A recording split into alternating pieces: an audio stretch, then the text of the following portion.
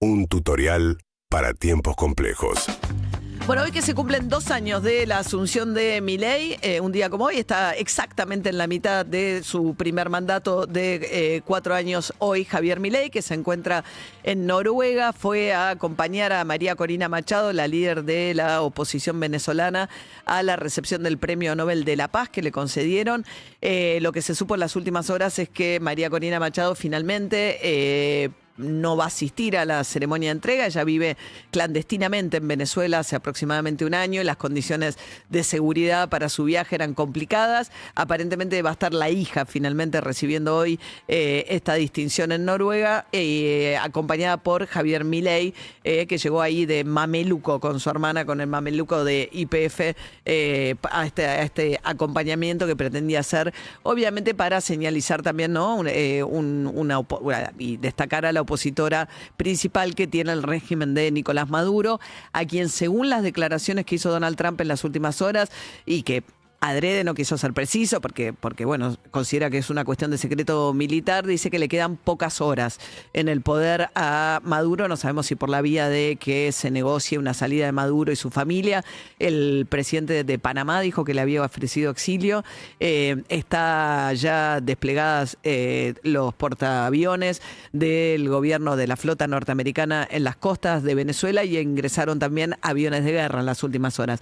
Hay un debate muy, muy grande en Estados Unidos que de alguna manera participa también los republicanos, primero exigiendo que diera más cuenta de cuáles son las operaciones militares que están haciendo, sobre todo porque es un país al cual Estados Unidos no le declaró la guerra y sin embargo está procediendo al hundimiento de las lanchas, que según Donald Trump protegen vidas en Estados Unidos porque dice que son narcolanchas, pero hubo un caso particular en el mes de septiembre que está siendo muy discutido, pues tapa de los diarios en Estados Unidos permanentemente, sobre todo el New York Times y los que siguen más estas cuestiones, que tiene que ver con el hundimiento de una lancha a la que le quedaban 2 sobrevivientes y hubo una segunda ataque que los mató. Entonces lo que dicen, bueno, hasta en la guerra hay reglas que hacen que si estuviésemos en una guerra efectivamente declarada, esos serían prisioneros de guerra a los que no podés matar cuando ya están indefensos, sino que en todo caso los capturás y los juzgás, cosa que no pasó. Entonces, bueno, hay todo un debate respecto de qué tipo de reglas se está aplicando Donald Trump en esta operación militar en Venezuela y las violaciones en las que incurre al derecho internacional. Bueno, pero en ese contexto, con Milei en Noruega, apoyando a María Corina Machado, que además ha sido proscripta en Venezuela porque ya no pudo competir en las elecciones en las que Maduro dijo que iba a mostrar actas que nunca mostró y a partir de ahí está ejerciendo ilegítimamente el poder hace rato ya Maduro en Venezuela. Pero la salida, si va a ser o no militar, dependerá de la negociación que tiene ahora mismo, pero es una intervención que no se ve desde hace 30 años en el continente americano, cuando fue la invasión a Panamá de Estados Unidos. Eso por un lado. Por otro lado, arrancó la discusión de la reforma laboral. Escuchábamos hace un ratito a uno de los abogados laboralistas que asesoró al gobierno en su redacción, planteando, bueno, una de las cuestiones que hace es explicitar que los trabajadores de plataformas, digamos, son trabajadores autónomos en el sentido que eso no puede ser considerado una relación de dependencia en ningún caso, su vínculo con las plataformas, y que la única obligación en todo caso de las plataformas tiene que ver con cubrirse o cubrir con los seguros que correspondan, pero no más que eso. Con relación a las empleadas en casas particulares, también algunos de los pocos derechos que es hablábamos hace un ratito con David, el salario de las empleadas de casas particulares, que es el salario del mayor número de mujeres trabajan en esa situación y es donde más informalidad hay, es de 385.000 pesos. En un contexto en el cual el gobierno está ahora con la última actualización, las últimas paritarias son todas de 1 y pico. ¿Por qué? Porque el gobierno no quiere ponerle un 2 delante de las paritarias para seguir utilizando no solamente el dólar, el tipo de cambio, sino las negociaciones salariales como un ancla contra la inflación que igual sigue por arriba del 2%, entre otras cosas porque se está acelerando la quita de subsidios, entonces lo que tiene que ver con los servicios públicos se encarecen por arriba de la inflación o la quita de subsidio de transporte público y demás, pero cuando se ponen a discutir el tema de las paritarias, ahí no quieren convalidar nada que esté por arriba del 1%. Eso hace que las empleadas de casas particulares, 8 horas, salario mínimo, 5 días por semana, están 385.000 pesos, apenas compensado por un bono de 6.000 pesos. usando el salario de uno de los sectores más frágiles de la economía como ancla, una de las anclas, digamos, usando el mismo criterio que se está utilizando, que es que el salario también sea una de las anclas funcione como una de las anclas contra la inflación. En ese contexto viene a aparecer la reforma laboral que promueve el gobierno. Ayer Luis Caputo, el ministro de Economía, fue bastante franco respecto de qué es lo que persigue en este contexto la reforma laboral, y lo explicaba de esta manera. Esta primera parte de la reforma tributaria, como digo, que va más a lo que es personas jurídicas, nosotros la hemos focalizado en lo que es lo laboral. Algunas cosas ya han trascendido, pero son cosas fuertísimas, potentísimas, desde lo que es lo que ya habrán visto en el diario, que es el FAL, que es este nuevo régimen para facilitar lo que es el proceso de despidos o de mutuos acuerdos, que es clave para que se sientan cómodos para después poder tomar gente, ¿no? Porque hoy, de vuelta, uno de los principales problemas para tomar gente es que no la puedes echar. Entonces vos decís, bueno, ¿qué hago acá? Bueno, esta decía que uno de los principales objetivos del FAL, que no son los fusiles automáticos, es una sigla bastante desgraciada, pues el Fondo de Aportes Laborales, que supuestamente va a financiar los despidos, Fondo de Asistencia Laborales. Este FAL no es el de los fusiles automáticos livianos, que son los otros FAL que conocemos más.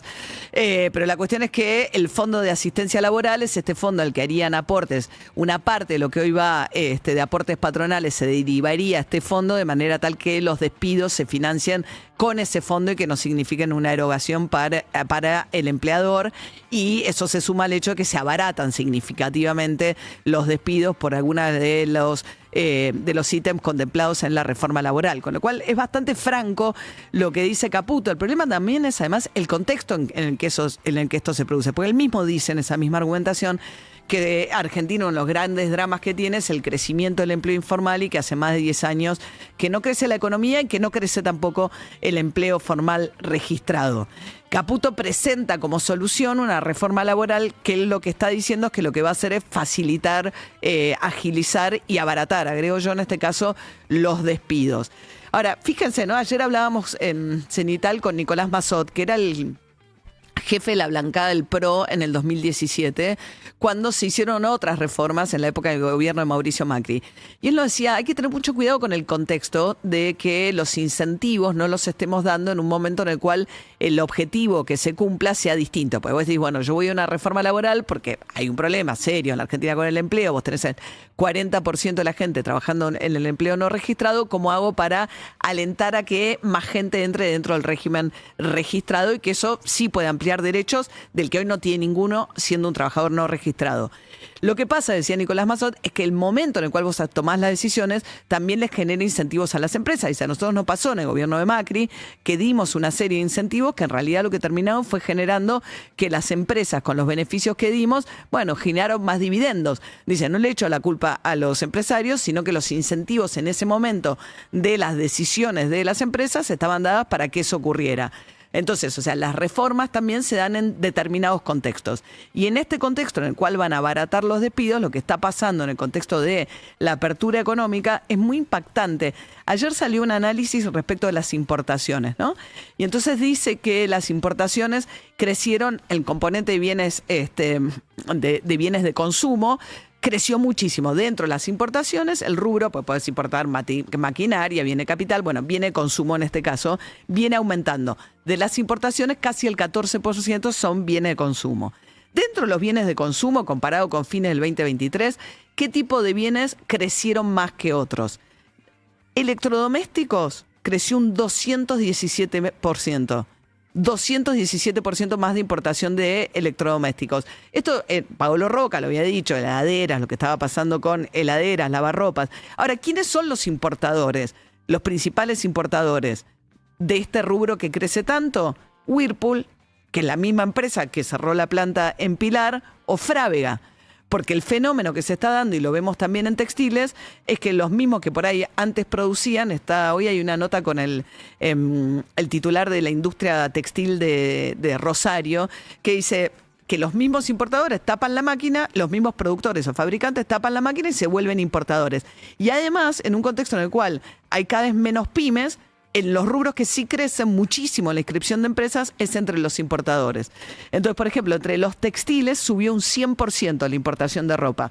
¿Cuál es el principal importador? ¿Cuál es el que más importa? Zara, la cadena española, que antes, bueno, tenía algún tipo de regulación por la cual decían, ok, de lo que vendes en Argentina, una parte tiene que ser producción nacional. Sí es cierto que Zara siempre fue más cara acá que cualquier otra parte del mundo. Entonces, pero en ese abaratar el precio de los textiles o el precio de los electrodomésticos, la manera en que eso está ocurriendo con un tipo de cambio atrasado es que básicamente es que los que antes producían cierran y se vuelven importadores netos y además se multiplican, no las empresas, las pymes con empleados cierran, y aumentan muchísimo la cantidad de importadores. Eso se ve. Decía el presidente de la Cámara Industrial de Indumentaria de Rosario, Mario Giambattistelli, una cosa impresionante. Dice que el 80% de las fábricas que estaban registradas en Rosario, en Rosario se volvieron importadores. El 80% dejaron de fabricar y se volvieron directamente simplemente importadores. No es la culpa de ellos, digo, no es un problema. Y uno ve además que la gente no quiere echar gente, como bien vienen diciendo mucho los funcionarios de gobierno últimamente. Pero hay un punto donde si los incentivos están dados de manera tal que es ruinoso seguir produciendo y tener empleados y te conviene mucho más importar, bueno, la reacción es natural a ir a tratar de sostener un negocio que tiene mucho menos empleo. Decía Miguel Ángel Pichetto, que viene tratando esto de manera bastante obsesiva. Fue obsesiva en el sentido de manera persistente, ¿no? Fue el primero que planteó este proyecto para poner algún tipo de impuesto para que en realidad los que compren en Shein o en estas plataformas lo que hagan es pagar la misma tasa que paga un importador. Pero bueno, obviamente que eso no se va a discutir en este Congreso. Lo que dijo Miguel Ángel Pichetto, es hora de que Rapalini, presidente de la Unión Industrial Argentina, y los grandes empresarios como Paolo Roca hablen con más fuerza porque la apertura se lo lleva puesto a todos. Ningún país serio en el mundo autoriza la entrada de ropa usada por los riesgos ambientales. Dice, sin embargo, Argentina terminó un decreto que prohibía la importación de ropa usada, o sea que a este panorama que les cuento se suma además el ingreso de la posibilidad de la ropa usada. La locura argentina consolida la destrucción de la industria textil.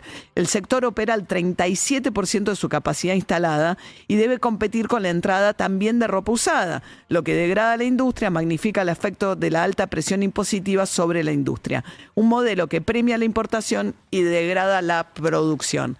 Con esto, y me parece que es importante esto que decía ayer Nicolás Mazzot, insisto, son diputados que vienen del PRO, tampoco es que son comunistas ni vienen del kirchnerismo ni todo aquello que sirve a veces para, o que utiliza el gobierno para deslegitimar ciertos debates. La importancia de entender que estos debates se están dando en un contexto determinado, que es de destrucción del empleo, que aunque lo que digan es que lo que están buscando es promover más empleo, lo que ocurre, como dijo recién Caputo, es que lo que están logrando con esta reforma en este contexto de destrucción de empleo es facilitar los despidos.